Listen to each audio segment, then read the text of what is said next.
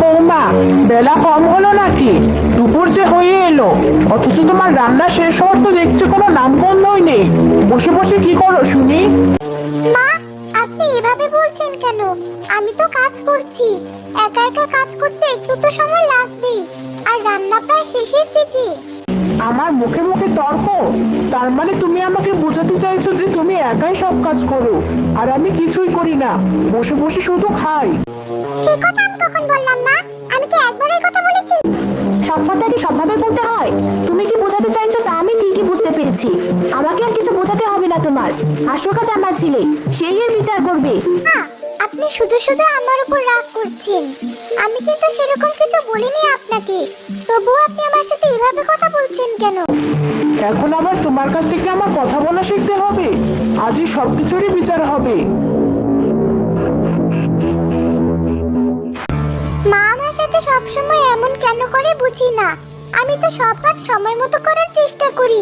তবু একটু দেরি হলে বা একটু খারাপ হলে মা আমার সাথে এমন করে। আমি কি করলে আমার শাশুড়ি আমাকে নিজের মেয়ের মতো ভালোবাসবে?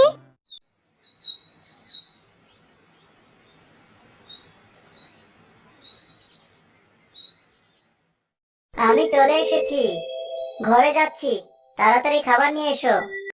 আপনি ঘরে গিয়ে বসুন, আমি নিয়ে আসছি।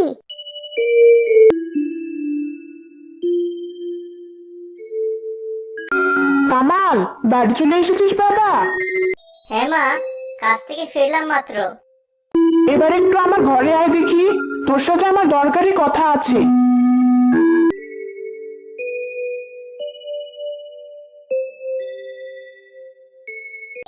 হ্যাঁ মা, বলো। তোর বউয়ের কেমন মুখ হয়েছে জানিস? সে আমার মুখে মুখে কথা বলে। আজ আবার আমাকে এটা বলেছে আমি নাকি কোনো কাজ করি না, সে নাকি একাই সব কাজ করে। এমন কথা সে আমাকে বলা শুরু করেছে। তুই এর বিচার না করলে আমি কিন্তু এ বাড়িতে থাকবো না, এই আমি বলে দিলাম। কি এত বড় সাহস তোমাকে এসব কথা বলে? আমি ওর শেষ দেখে ছাড়বো আজ। ঘরে খাবার দিয়েছি, এসে খেয়ে যান। আগে তোমাকে খাওয়াবো। তোমার সাহস কি করে হয় আমার মায়ের সাথে এভাবে কথা বলার? কোন সাহসে তুমি আমার মায়ের সাথে এভাবে কথা বলো? আমি তো মাকে কিছুই বলিনি। মা আমাকে রান্নার কথা বলছিলেন। আমি শুধু বলেছিলাম একা কাজ করতে একটু সময় লেগেছে। তুমি আমার মাকে তাও বলতে পারবে না। আর কখনো আমার মায়ের মুখের উপর কোনো কথা বললে সেদিনে তোমাকে বাড়ি থেকে বের করে দেব, এই আমি বলে রাখলাম। আর একা কাজ করতে যখন এতই কষ্ট, তাহলে তোমার বাপকে গিয়ে বলো একটা কাজের মেয়ে পাঠাতে, সে না হয় তোমার কাজ করে দেবে। আপনার যা বলার আমাকে বলুন, আমার বাবা মাকে নিয়ে দয়া করে কিছু বলবেন না। দেখেছিস বাবা, তোর মুখের উপরও কেমন কথা বলছে? আমার মুখের উপরও ঠিক এভাবে কথা বলে। বাপের বাড়ি থেকে তো 2 পয়সা নিয়ে আসার মুরদ নেই, কিন্তু মুখে খুব বড় বড় কথা। তাই তো দেখছি। দাঁড়াও না, এরপর ওর বাবাই বাড়ি আসুক, বলে দেবো তার মেয়েকে নিয়ে যেতে। তারপর না হয় দরকার হলে বড়লোক শ্বশুর বাড়ি দেখে আরেকটা বিয়ে করব। সে তুই ঠিকই বলেছিস। কি ভেবেছি তখন এমন ঘর থেকে মেয়ে এনেছিলাম কে জানে।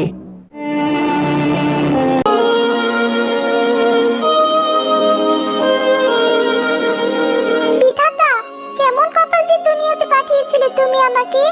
ছোটবেলায় মাকে হারিয়েছি, নিজের বাড়িতে সৎ মার কাছে কাজের মেয়ের মতো বড় হয়েছি। বিয়ের পর ভেবেছিলাম শাশুড়ি হয়তো আমাকে নিজের মেয়ের মতো ভালোবাসবে। আমি তো তাকে নিজের মাই ভাবতাম। কিন্তু এখানেও আমি সে অবহেলিত, উপেক্ষিত। নিজের স্বামীর কাছে তো আমি কাজের মেয়ের চেয়ে বেশি কিছু না। এভাবে বিনুনি না করে কাজগুলো করো দেখি। রান্নাঘরটা কি নোংরাই না করে রেখেছো? আমি এখনই সব পরিষ্কার করছি মা।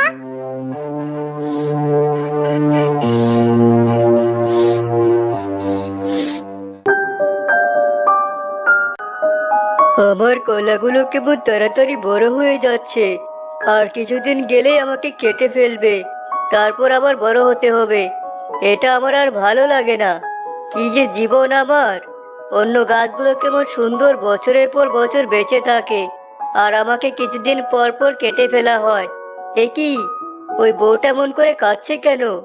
ঢং দেখো বউয়ের, বিয়ে হয়েছে, স্বামী আছে, সংসার আছে, তাও কেমন কাঁদছে। আমার মতো এমন জীবন হলে বুঝতো। মানুষ না হয়ে যদি এমন পাখি বা গাছপালা হতাম, তাও ভালো হতো। আমাকে অত কষ্ট সহ্য করতে হতো না।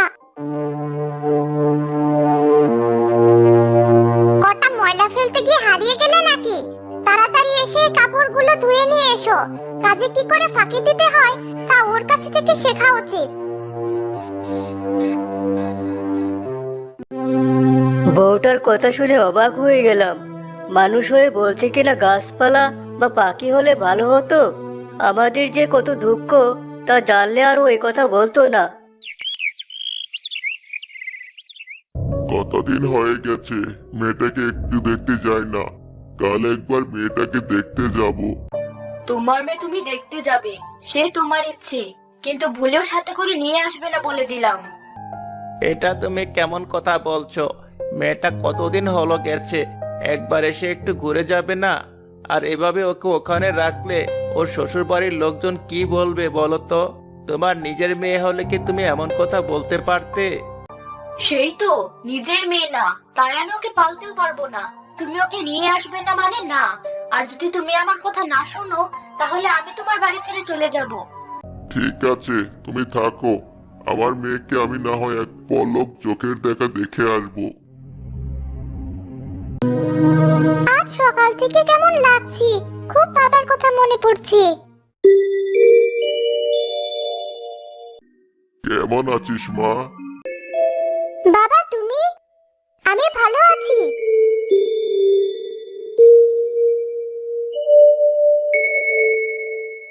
এসো বসো এখানে। জানো, আজ সকাল থেকেই তোমার কথা খুব মনে পড়ছিল। তাই তো আমিও তোকে দেখতে এলাম। শুধু দেখতে এলে কি হবে, মেয়েকে সাথে করে নিয়ে যেতে হবে। আমার ছেলে বলে দিয়েছে, ও তো বাড়ি নেই, তাই ওর হয়ে আমিই বলে দিচ্ছি। কিন্তু বেয়াই, আমার মেয়েকে হঠাৎ এভাবে নিয়ে যেতে বলছেন কেন? তা বলবো না, আপনার মেয়ে বিয়ে দিয়ে তো লাপাত্তা হয়ে গেছেন। মেয়ের শ্বশুর বাড়িতে কিছু দিয়েছেন? আপনি চিন্তা করবেন না বেয়ান সাহেব, এর পরের বার আমি সবকিছু নিয়ে আসবো। আজও থাকুক এখানে। ঠিক আছে, আজ তবে থাকুক, মনে যেন থাকে আপনার। বাবা, আমি এখানে আর থাকতে চাই না, আমাকে তুমি নিয়ে যাও। মা, আমি যদি তা পারতাম তাহলে তোকে নিয়েই যেতাম। ওদিকে তো সৎ মা যে তোকে ওই বাড়িতে থাকতে দেবে না। তুই যেভাবে পারিস এখানেই মানিয়ে গুছিয়ে নিয়ে থাক। ঠিক আছে বাবা, আমি তাই থাকবো। তবুও তোমরা ভালো থাকো। আমি তাহলে এখন আসি রে মা।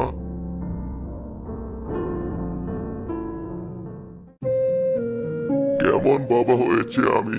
মেয়েটা আমার বাড়ি যেতে চাইলো, কিন্তু আমি বাবা হয়ে তাকে নিয়ে আসতে পারলাম না। যে করেই হোক ওর মাকে বুঝিয়ে মেয়েটাকে বাড়িতে নিয়ে আসতে হবে, না হলে আমি নিজেকে ক্ষমা করতে পারবো না।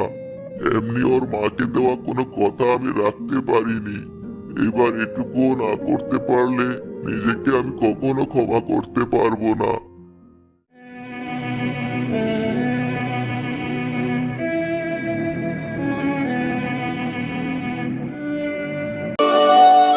আমি নিজের জ্বালায় বাঁচি না, আর এই বউটা এসে সারাদিন এখানে দাঁড়িয়ে দাঁড়িয়ে কাঁদে। বুঝি না এর ঢং।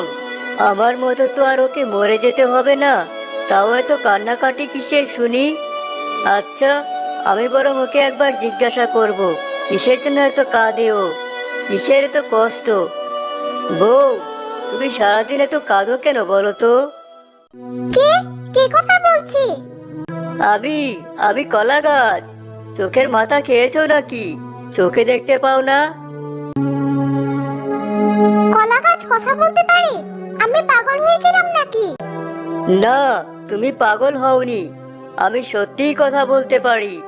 জাদু কলা গাছ আমি। এবার বলো, সারাদিন তুমি এত কাঁদো কেন?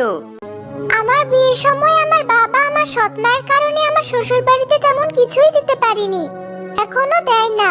সেসব নিয়ে আমার শাশুড়ি আর আমার স্বামী সবসময় আমাকে কথা শোনায়।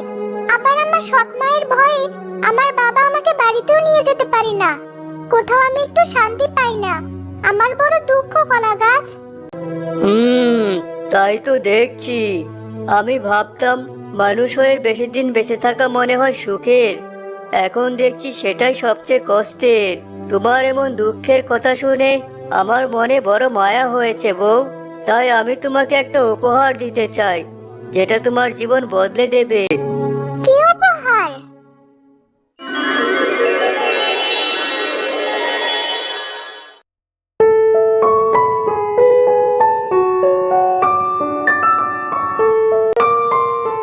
এই নাও 2 ছড়ি সোনার কলা। একটা তোমার শ্বশুর বাড়িতে দেবে, অন্যটি তোমার বাপের বাড়ি। তারপর থেকে দেখবে তোমার আর কোনো দুঃখ থাকবে না। সোনার কলার ছুরি, তোমাকে অনেক ধন্যবাদ কলা গাছ।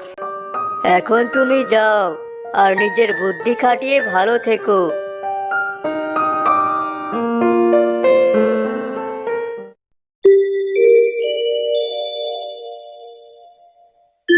মা, আপনারা এতদিন আমাকে অনেক কথা শুনিয়েছেন।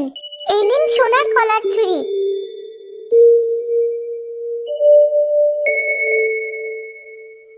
এতদিন আমার জন্য আপনাদের যা খরচ হয়েছে, আশা করি এটা বিক্রি করলে সেই খরচ উঠে যাবে। আমি এবার আসছি। দেখলি কেমন তেজ দেখিয়ে চলে গেল। গিয়েছে যখন যেতে দাও, কদিন পর দেখবে সৎমা লাথি খেয়ে ঠিকই আবার চলে আসবে। ঠিক বলেছিস।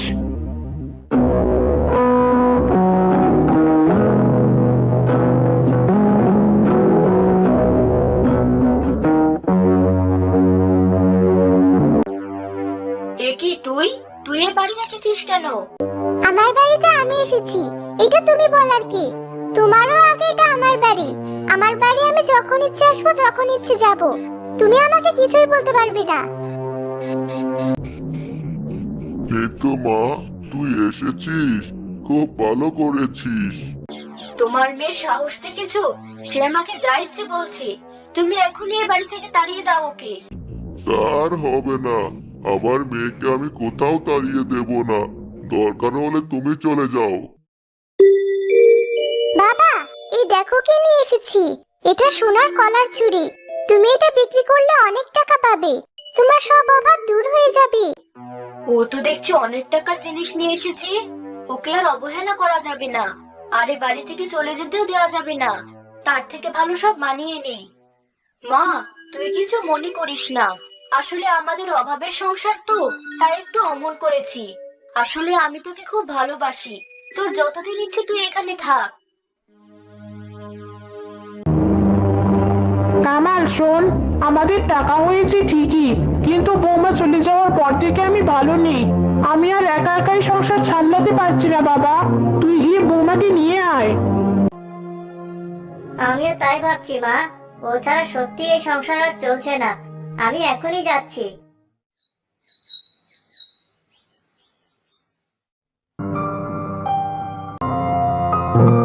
আপনি কেন এসেছেন এখানে? আপনার তো এখানে আসার কথা নয়। আমি তোমাকে নিতে এসেছি, চলো আমার সাথে। না, ও যাবে না। আর তোমরা ওকে খুব কষ্ট দিয়েছো। ও কিছুতেই আর যাবে না। আপনি যে ওর কত যত্ন নেন সে আমি জানি, তাই আপনি এসব বলতে আসবেন না দয়া করে। আমি আপনার সাথে যাব না, এখানেই থাকবো আমি। আপনি তো আরো একটা বিয়ে করতে চেয়েছেন, গিয়ে বিয়ে করুন। দেখো, আমি জানি তুমি রাগ করে আছো, কিন্তু বিশ্বাস করো এমন ভুল আর কখনো হবে না। মাও তোমার জন্য অপেক্ষা করছে। বাবা, আপনি নিতুকে বলুন না আমার সাথে যেতে। মা, ও যেহেতু ওর ভুল বুঝতে পেরেছে, তুই যা ওর সাথে। ঠিক আছে, তুমি যখন বলছো আমি যাচ্ছি, কিন্তু কথা দাও তুমি দেখতে যাবে আমাকে। যাবো যাবো, তুই ছাড়া আর কে আমার আছে বল? আমি নিশ্চয় দেখতে যাব তোকে। মা দেখো, তোমার বৌমাকে নিয়ে এসেছি। বৌমা, তুমি এসেছো?